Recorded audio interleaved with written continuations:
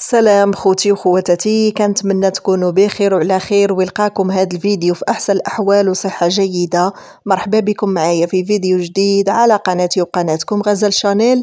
الا كنتوا زوار جداد للقناه فما تنسوش تضغطوا على زر الاشتراك وتفعيل الجرس باش تبقاو ديما توصلوا بجديد القناه. لايك للفيديو فضلا وليس امرا، وتعاليقكم بخصوص الموضوع.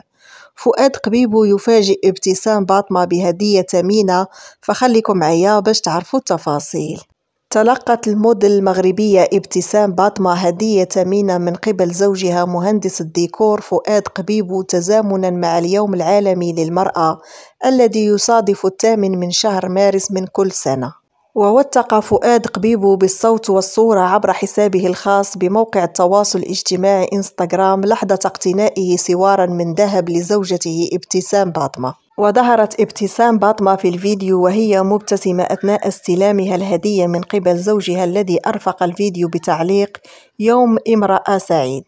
وفي موضوع آخر، أعلنت الموديل ابتسام باطمة عن توليها إدارة أعمال شقيقتها دنيا باطمة مباشرة بعد مغادرتها أسوار السجن قبل حوالي شهر.